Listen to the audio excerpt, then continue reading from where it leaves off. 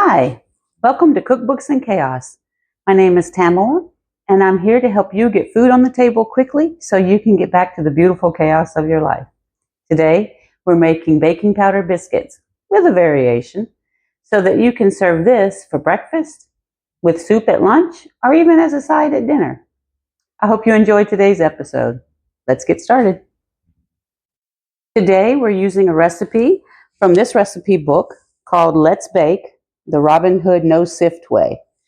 The booklet is from 1964, and the recipe that we're going to make is called baking powder biscuits, and it has several variations. We're going to make one of the variations today. We're just going to follow along with the basic recipe, split it in half, and make one of the variations. So we'll have two kinds of biscuits when we're done. Look at this illustration. Isn't that adorable? So cute. It's a little girl making biscuits. For this recipe, you're going to need 1 3/4 cup of flour plus 2 tablespoons flour. The Robin Hood no sift technique basically means that you use a spoon to scoop flour out of your bin or bag of flour into a measuring cup. You level it off and then you put it in your bowl. So you don't have to sift the recipe to incorporate air into the flour. The next thing that you need is 3 teaspoons of baking powder. Obviously, that's what makes it baking powder biscuits. 1 teaspoon of salt. 1/4 cup of shortening. If you don't want to use shortening, you can use butter in this recipe. It's actually traditional to use butter. I just happen to have shortening, so I'm going to use it. If you don't have butter or shortening, you can also use lard. If you don't have that, then you can use duck fat, chicken fat, even bacon fat. However, if you use meat fats in biscuits, they will change the flavor just a little bit. You might like that. I do. Also, we're going to need 3/4 cup of milk. I'm using 1% milk here just because that's what I have. Whole milk will work just as well. And actually, if you have milk in your refrigerator that has perhaps started to go sour, you can even use sour milk in this recipe. Old cooks used to do that all the time to use up the last bit of milk that they had before they got new fresh milk. All right, that's what we need to get this recipe started. I'm going to tilt my camera down so that you can see the work surface, and hopefully that works so that you can see the technique of putting these biscuits together. Hello, I hope you can see this. So we have our flour here. We're going to add the salt.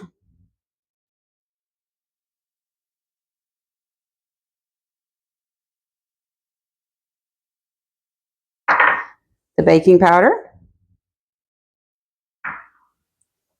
We're going to mix that gently, but thoroughly.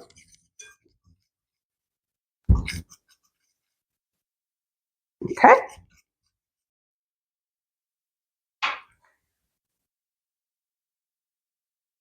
Now we're going to cut in shortening. Now to cut in shortening means that you're basically going to incorporate the shortening into the flour into small little pieces.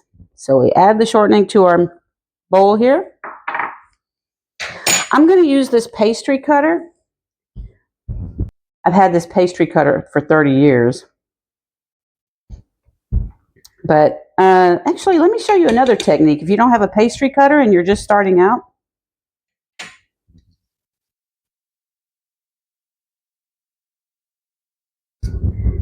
you don't need a pastry cutter in order to do this. Let me show you a different technique. 2 butter knives.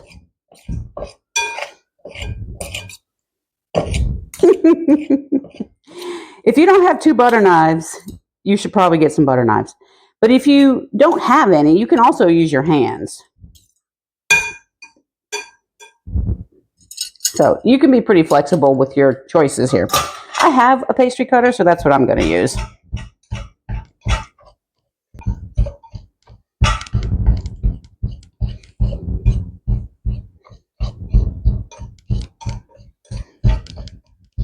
You basically want to get the shortening or the butter cut in until you have the size of small peas. So you just keep doing that until you have small peas for them. It's pretty easy. Now, at this point in the recipe is when you want to add your cheese if you're going to make the cheese variation. So, I'm actually going to make half and half. So I've got another bowl here. And I'm just going to scoop half of this into the other bowl.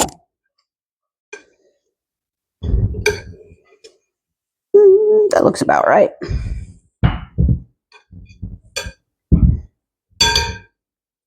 And I'm just going to add cheese to this one.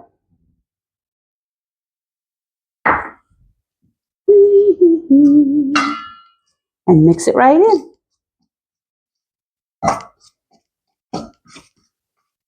All right. So now we have one plain biscuit, one cheddar biscuit. Okay. So we have our 3/4 cup of milk here. I'm just going to split it in half. Okay. And then use a fork to mix together. Move this out of the way so I'm better centered.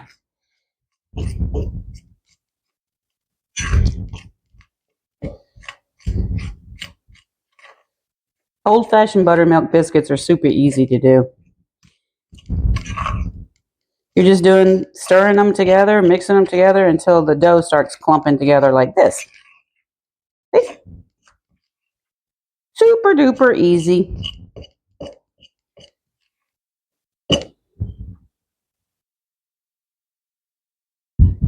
You do the same over here.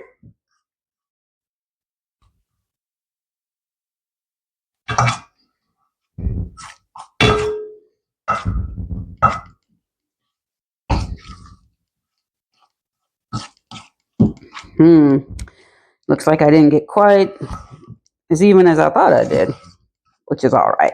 No harm done. This is a pretty easy recipe. And since that side is a little bit more wet, I'll show you a technique for that. Okay. I've got this one that looks like a little bit more of a sturdy dough. I guess I didn't measure evenly there. And this one that looks like a little bit more of a wet dough. So I'm going to show you the technique for each of these. We're going to add a little bit of flour to our board.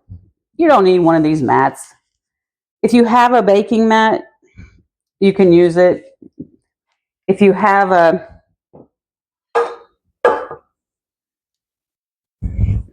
cloth that you use for rolling out bread, you can use that too. All right, so we're going to throw that on the table there.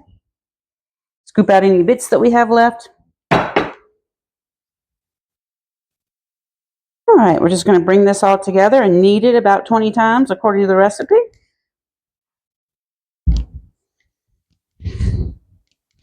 The warmth of your hands is going to melt a little bit of that shortening or butter.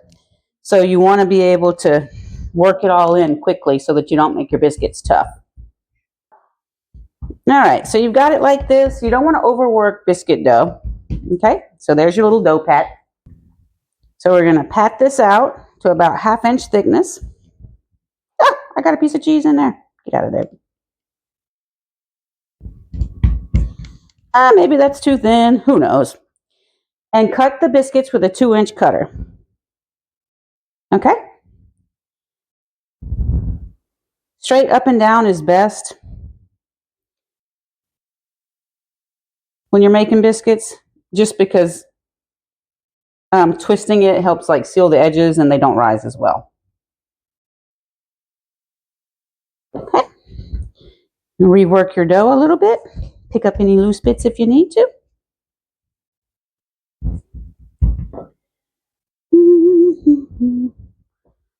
This recipe makes a dozen biscuits, and since I cut it in half, I'm going to wind up with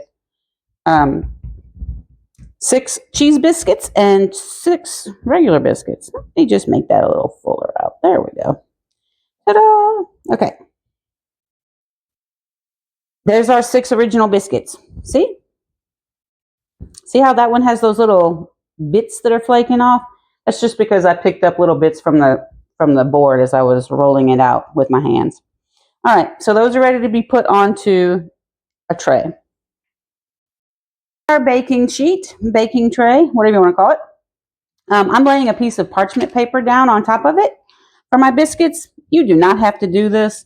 The only reason I'm doing it is because this is a brand new baking tray, and I just want to keep it as pretty for as long as possible. There's our first 6 biscuits. All right. For the next 6 biscuits,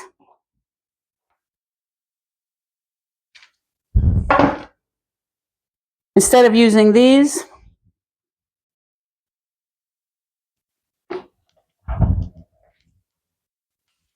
since I got the dough a little bit wet on these, we're going to make drop biscuits. Drop biscuits are super easy. If your dough is a little bit more wet like this one, you can't roll it out so well, you just scoop up and literally drop it onto the baking sheet. I'm going to squish that in to make it prettier. Ta-da! That's all it is. Now, if you don't want to get your hands in your biscuit dough, that's fine. But my hands are clean. I'm not too worried about it. The only thing I've been touching in the last few minutes is biscuits.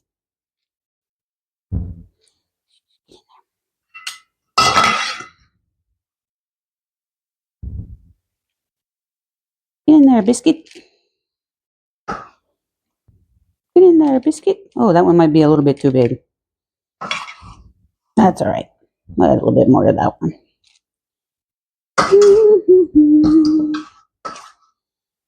And a little bit more to that one. Cheesy drop biscuits.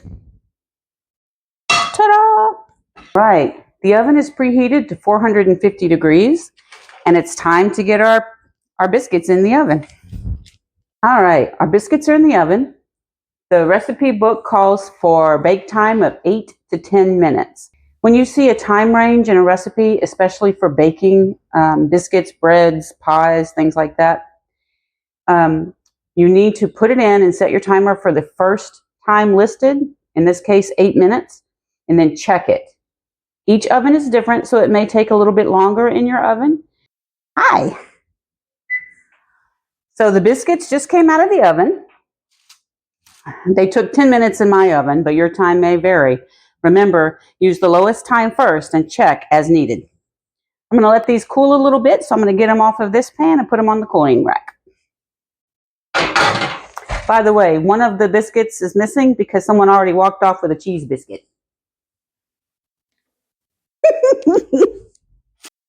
I regret nothing. It's good. I have a granddaughter waiting for a biscuit also. I am going to probably slather the tops of these with a little bit of butter because I think that would be wonderful. You don't have to. You can leave them like this. You can also freeze them after they've been baked. There are a few more variations you can do with these biscuits. You can add bacon to these biscuits. Bacon biscuits would be wonderful.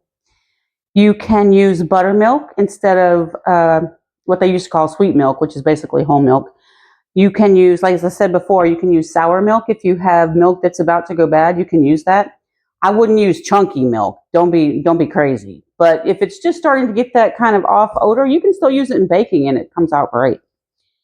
You could add ham and Swiss cheese, minced real fine into these biscuits. A little bit of chives, a little bit of garlic. Sky is the limit. This is a base recipe, and you can add things that you like to it. There's also a variation of this where you make a sweet biscuit, and I'll add that to the description box so that you can see how that works. Anyway, I hope you have a great day. I hope you enjoyed our time today in the kitchen. If you're one of my favorite people in this world, no matter where you are in the world, I'm thinking of you, and I hope that today is wonderful. Bye. Go out there and make some chaos.